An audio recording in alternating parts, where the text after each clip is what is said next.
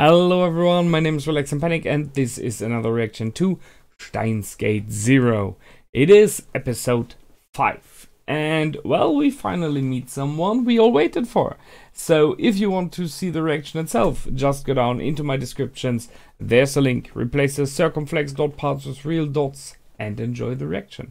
Once you've done, feel free to come back here and hear out my thoughts and theories about what just happened. So, see you soon.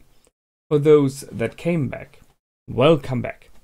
Now, there was quite a lot in this episode, I like it. There's a bit to discuss about. There are multiple things I wrote down. I have I would say a theory about Kagari, about her, which relates to the resemblance. I mean, I see two options there. One is a biological option and the other one is Amadeus. So I guess you already understand what I mean. Let's talk the biological one first. So I mean, if she has to be a descendant in some kind of the family that Marquise Kurisu is from, or a version of Marquise Kurisu from an alternate timeline, something like that. Although I think there are some differences here. She looks way younger than 22 in my opinion. I mean, she really looks way younger. Whysoever. So she is not Marquise Kurisu. She might be like a cousin, she might be like a sister, or she might be someone related over multiple layers, because genetically you still have a higher chance that someone looks quite alike if it's in the same family. So that's one option. Question here would be, interestingly enough, how did she meet Mayuri, and why did Mayuri care for her like she's a mother? I mean, that's too much of a coincidence if you say, as we heard, that she adopted her because she lost her family. So I'm pretty sure she is from the family of Marquise. That's one side of an option. The other one, however, and that's one where I'm right now a little bit triggered, is what if? We talk about the fact that World War III and the time we see Mayuri and everyone in the future is in 2036, if I'm correct, or 2038, something like that. So it's still quite a while ago to go. We right now, this moment in the series, however, already have a very high developed AI called Amadeus. So talking 10 or 20 years later, why not being able to create an either artificial body, so saying she's a robot who looks very, very much like human, who has something like Amadeus inside of her. So she's a completely self-reliant and working AI with a human body. Or she is maybe a real human body, possibly in this case like created biologically and created with cloning and stuff alike, and then Amadeus was downloaded into her, which is another option. Both options, however, would mean this is maybe an AI, just saying as an option. So that's one theory I have. How did I get to this theory? Well, we just met another professor with a specialty into psychological work and physics, in the meaning of the mix between kind of the option to copy stuff between brains and the like, and making sure no one goes crazy. I mean, it's a bit too much of a coincidence that she comes in the moment when we are already thinking about the option to copy memories from a human to a computer, and I discussed in the last episodes multiple times the option to do it the other way around, and I think Kagari might be exactly the result of this idea. So we have, I wrote her name down somewhere, Judy Rice. I see this as an option. Maybe that's what happened. They did it in the future, which is the past of her, but the future for us, which is complicated. So, that's one thing.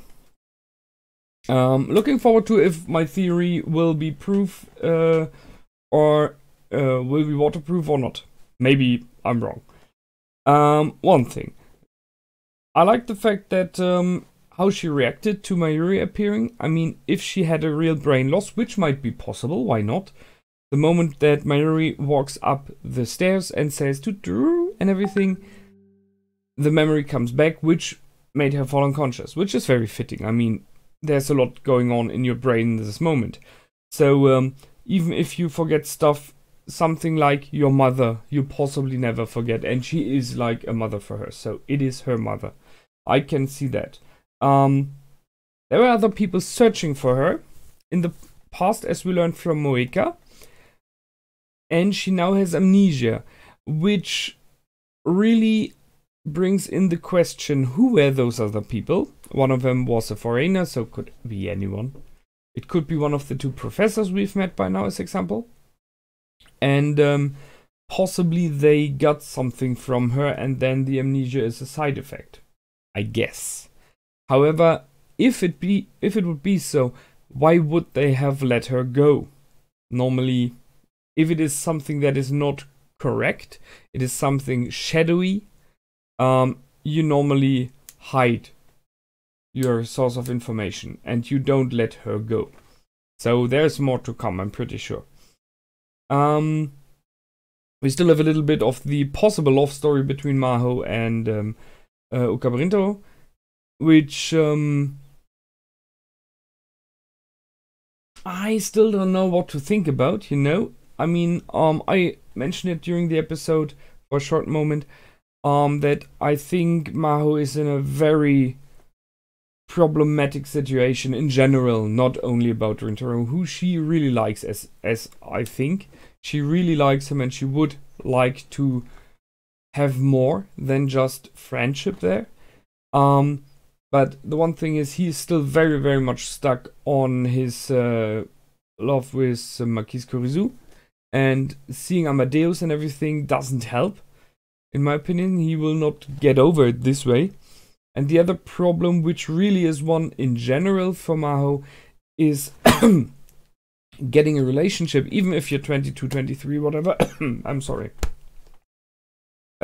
is very complicated when you have a body of a 14-year-old, or even younger, as she has now. Out of multiple problems. The one thing is, you, in the meaning of your partner, will always have problems. He will always get problems with the people on the street and everything, because they think that he is going out with a little girl, which is not allowed. That's one thing. He himself will always have problems with the partner, because it is one thing that you know the person is older, however still it looks not as old, so you will have the problem of keeping that in mind in judging what your partner says, in judging what she does and everything, and not look down on her as a small kid. So to be aware of that. And this is the last thing, when you get in a partnership, sooner or later, somewhere in the future, you will go into deeper territories of sharing the bed with each other, and then you have the problem of the fact that you have the body of a teenager or 14-year-old, which would be, you know, already a close one. You know, you want to be with someone who really likes you and not a creep, if you understand what I mean. Talking about Daru. So, it's a problem. Now, there are two more things I wrote down. So, we have this new professor, Judy Reyes, and Maho was followed before by someone. I'm pretty sure we will learn more about that. And we will learn more about Judy Reyes. However, Moeka, when she appeared, she gave over her card, and her card read Arc Rewrite. So that's what she is working for. I mean, we have the idea here of timelines, and rewriting timelines, changing things, is rewriting. And an arc is in a series like now, the arc about what's going on. So it's a strange name for a company, Arc Rewrite, and there are bells ringing like, we do not know if she's not even yet still on a mysterious side again. And they showed Mr. Brown directly when she left the house. He didn't react to that. I'm not sure if he has seen her. But they showed him on purpose to make at least me think about, how is he involved now? I mean, is he involved this time again or not? That's one thing. And the other is, we had in the beginning of the episode, very shortly, a small clip from the TV there, that there are a lot of animal corpses found.